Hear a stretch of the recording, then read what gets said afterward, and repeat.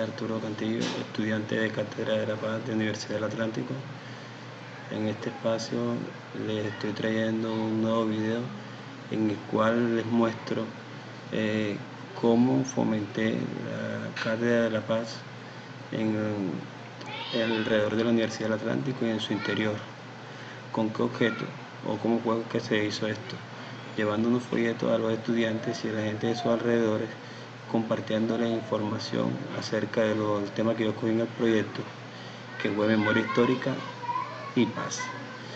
¿De qué se trata específicamente? Se trata de mostrarle a las personas de que somos un país que vivimos un gran conflicto, que estamos viviendo un gran conflicto que tiene 60 años y que en el transcurso de él hubieron muchos muertos, muchas víctimas que aún no sanan sus heridas, y que nosotros no debemos olvidar esas cosas que pasaron, porque eso hace parte de nuestra memoria, y de ninguna manera el perdón y la reconciliación significa olvido, porque tenemos que tener pendiente nuestra historia para no volver a repetirla. También es necesario tener esa memoria con el objeto de que seamos conscientes de lo que pasó en nuestro país, para que esto nunca vuelva a suceder, de que somos un pueblo que en muchas ocasiones somos ignorantes de lo que pasa en nuestro alrededor.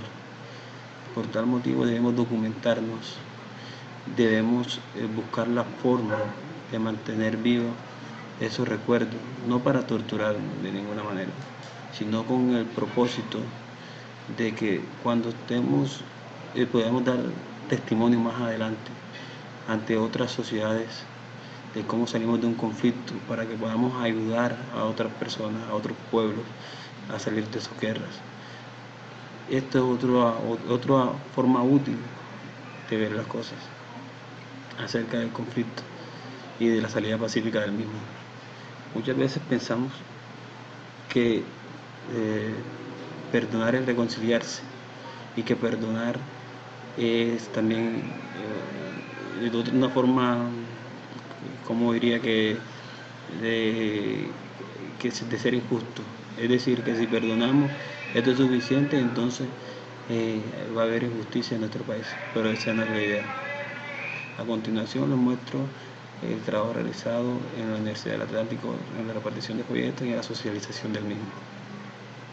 En la Universidad del Atlántico vamos a socializar el folleto de Cátedra de la Paz, en el cual le vamos a informar a los jóvenes acerca de la memoria histórica y paz.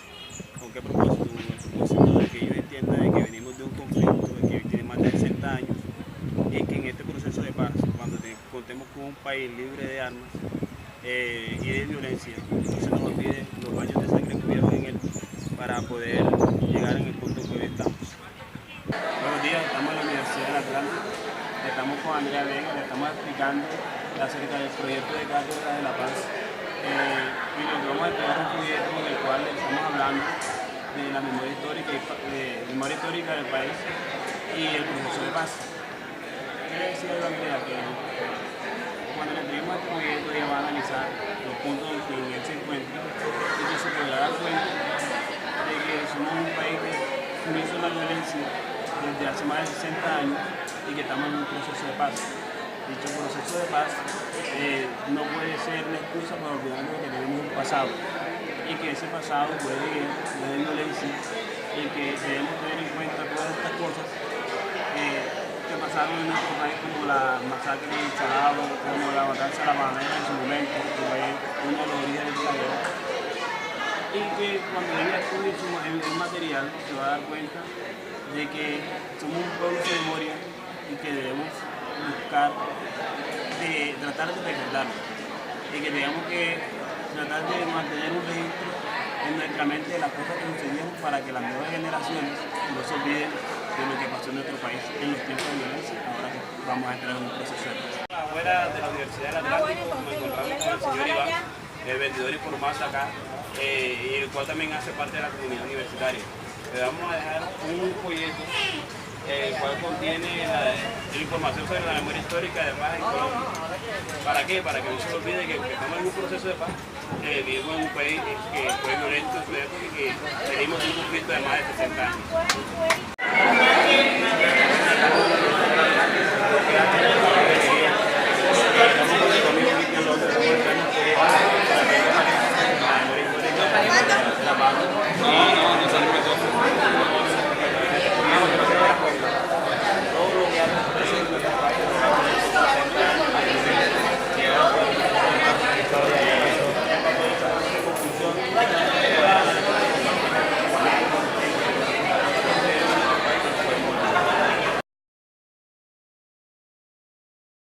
Esta es la historia del conflicto en Colombia en 3 minutos.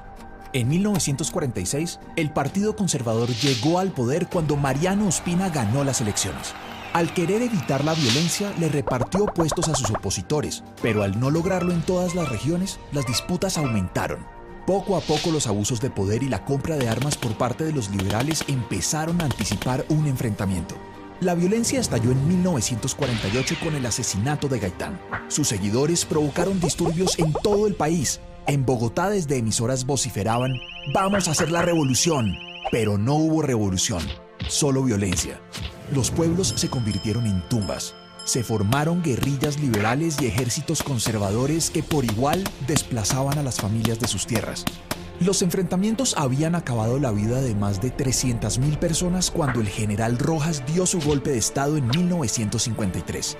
Rojas decretó una amnistía general y la mayoría entregó las armas. A medida que se convirtió en un líder carismático, empezó a distanciarse de los partidos tradicionales. Así que desde los periódicos, la oposición liberal y conservadora se hizo férrea. La solución de Rojas fue cerrarlos. Su medida no frenó las críticas. Las protestas, el bajo precio del café, la oposición de los partidos y los industriales llevaron a la dictadura a su final. Pero, ¿cómo gobernar el país sin enfrentarse por el control de la burocracia? El Frente Nacional fue la respuesta. Los partidos tradicionales se repartieron los puestos y alternaron la presidencia durante 16 años. Y aunque la violencia bipartidista disminuyó, no terminaron los conflictos. Entre 1964 y 1974 se formaron las guerrillas de las FARC, el ELN y el M-19. Luchaban influidos por el socialismo contra la injusticia, la exclusión política y por el dominio de las tierras. En un principio, las guerrillas no tenían capacidad militar, pero todo cambió cuando la coca permitió financiar temibles ejércitos que intimidaban a ricos y pobres. El que pudiera pagar una vacuna era obligado a financiar la revolución.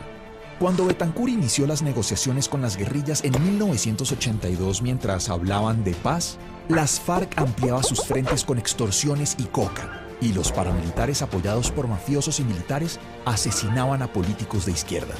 Entonces el gobierno inició una guerra contra la pólvora del conflicto, el narcotráfico. La respuesta del cartel de Medellín fue amedrentar a la población con bombas, asesinatos y secuestros, y así las décadas de los 80 y 90 estuvieron marcadas por el terror. La situación empezó a cambiar cuando el Estado ganó terreno gracias al Plan Colombia y una intención decidida de recuperar el terreno perdido. Los paramilitares se desmovilizaron y tras los duros golpes que recibieron las FARC, empezaron los diálogos de paz. Solo el tiempo dirá si los colombianos lograremos algún día perdonarnos. Un mensaje de Semana Educación, creado por Giraffe. Si quieres explicar una idea, ingresa a giraffideas.com.